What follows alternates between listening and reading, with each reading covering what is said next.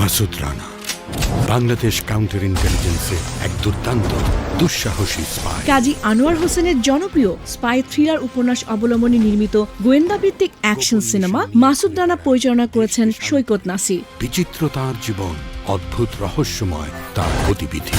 আমি বিলিভ করি যে মাসুদ রানা হচ্ছে আমাদের বাংলাদেশের জেমস বন্ড। তো জেমস বন্ডকে স্ক্রিনে আনার জন্য যা করতে হবে টেকনোলজিক্যালি এবং যা যেভাবে করা যায় সেই চেষ্টাটা আমি করছি এখানে।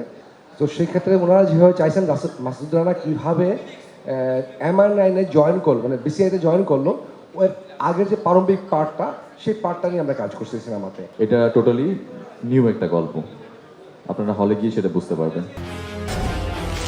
কোমলের কঠোরে মিলানো নিষ্ঠুর সুন্দর এক অন্তর, একা টানে সবাইকে কিন্তু বাঁধনে জড়ায় না। আমি কৃতজ্ঞতা শেষ করার জায়গা পাবো না আসলে, মানে আমার সবার প্রতি আমি অনেক বেশি কৃতজ্ঞ। আমার স্পেশালি বলতে গেলে আমার যিনি পরিচালক এই সিনেমার সৈকত নাসির ভাই, আমরা যদি একটা অ্যাকশন সিকোয়েন্স করতাম সেটা ডামি দিয়ে করা যেত, বাট সে বলতো যে না, তুমি যেহেতু হিরো হবা এটা তোমাকে ফিল করতে হবে, তোমার ডামি শট দিলে হবে না, তোমাকে রিয়েলি শট দিতে হবে। তো সেই শট দিতে গিয়ে আমার বেশ কয়েকটা ইনজুরিও হয়। কোথাও অন্যায়, অবিচার, অত্যাচার দেখলে রুখে দাঁড়ায়। পদে পদে তার বিপদ, শিহরণ, ভয় আর মৃত্যুর হাত ছানি। আর্টিস্টের অভিনয় করাই নাই, AI দিয়া কোনো ক্যারেক্টার তৈরি করে নেয়। AI is the working as the ব্যাকগ্রাউন্ডটা সুন্দর করার জন্যই আমরা AI ইউজ করছি।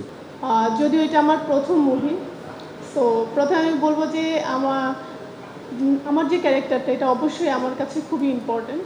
সো আমি চেষ্টা করেছি এটার ইনার পাওয়ার এবং গ্রেসফুলনেসটা খুব নাইসলি প্লে করতে এই ক্যারেক্টারে। আসুন এই দুর্ধর্ষ চিরনবীন যুবকের সঙ্গে পরিচিত হই। সীমিত গণ্ডিবদ্ধ জীবনের একঘেয়েমি থেকে এক টানে তুলে নিয়ে যাবে আমাদের এক আশ্চর্য মায়াবী জগতে। আপনি আমন্ত্রিত। Rana, Masood Rana.